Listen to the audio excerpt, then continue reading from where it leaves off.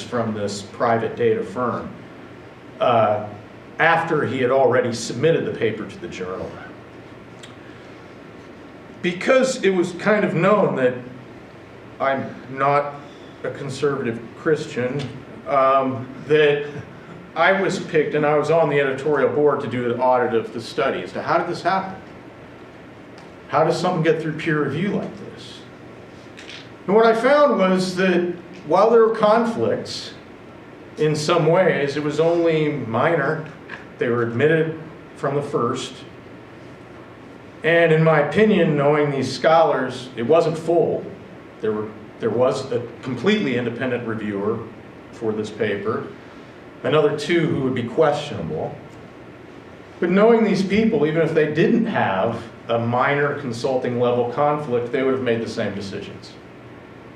Definitely. And so it didn't really affect the outcome of this paper being accepted for publication. And that's a difficult thing for people to understand, because peer review is not something you go back to.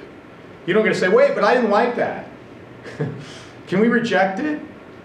This is the other thing in other disciplines people have problems with. In sociology, in my entire career, starting when I was an undergraduate, there's been one paper that was ever retracted.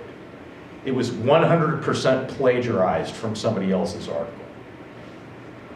We don't do retraction in sociology. No one's going to die because of bad sociological research. It's not like medicine or psychology, where people make up their data all the time, and then they get busted when some grad student rats them out. And but we just don't do that. He didn't make it up. It was just not up to scientific standards. It shouldn't have got through review, but it did. And it got through review because there are a lot of conservatives on our editorial board. And there are a lot of conservatives in sociology in general. And they're devoted, departmental, and disciplinary citizens. So if you want a review, you might want to send it to one of them. And if they're on the board, they're going to get a lot of the manuscripts that are coming through. The other thing that went on was there's been a tendency in the social sciences, especially in sociology, to favor studies on sexuality. I've experienced that in some of my studies, that I had a case where I had two reviewers who were definitely saying reject. One of them who said accept, and the same editor accepted the paper. And the reason was, in part, he knew that I was right. But in the other side of it, I think also in Jim's head, he was kicking around that, wow, this is going to get a lot of downloads. Journals are increasingly under pressure to raise their impact factor based on citations and downloads. And editors are under considerable pressure to find things that are hot. We don't care if it's good. We just care if a bunch of people are going to download it and cite it. And this is one of the things that overcame this process. That Elsevier knew what they had and began to promote this study. Despite the political implications of this, which immediately occurred, that within a day of this being published, the Regnerus study was cited in an amicus brief against the Defense of Marriage Act in 2 different states to try to uphold the Defense of Marriage Act to prevent same-sex marriage, using Regnerus' study as a reason why we shouldn't grant same-sex couples marriage rights. Fortunately, some organizations are able to respond to that. Those are psychologists, any of you around here, the APA, got to hand it to them. They can get right on stuff like this, and they wrote a counter amicus brief explaining the shortcomings of the Regnerus study. In sociology, we can't do that. Maybe in 2 years, we will have a statement about what the Section on Family thinks about the Regnerus study. But that's about as fast as sociology will work. And it ain't going to change. That's a structural difference between psychology, which deals with the law all the time, And so they have institutional structures that make decisions about what is quality research, what isn't. And in sociology, we just simply don't. A lot of activists don't get that. Why aren't you people doing something?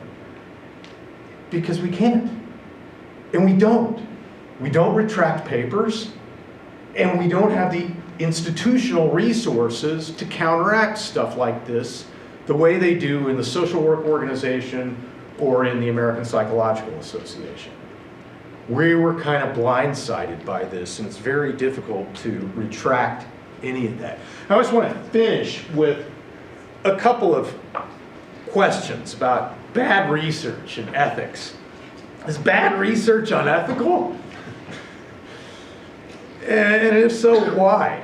If you do a poor quality study for political ends, is that unethical?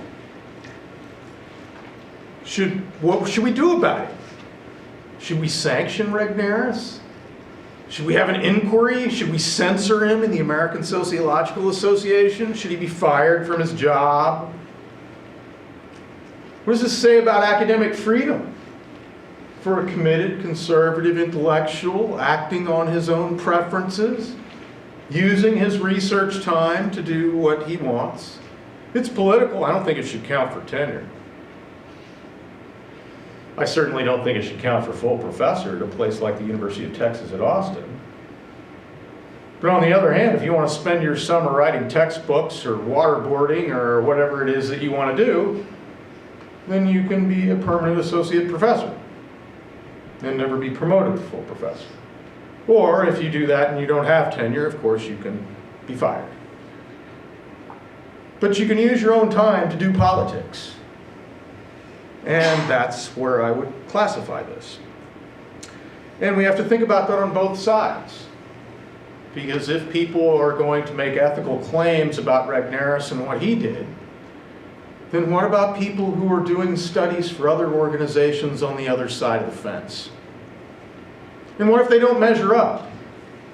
Maybe they're not as bad as this, but maybe they should never be published in any legitimate journal. You ever know any liberal activists who've done studies like that? I know lots. We're going to sanction them for their political activities? Those are difficult ethical questions, and I'm just a sociologist, so I'll end there.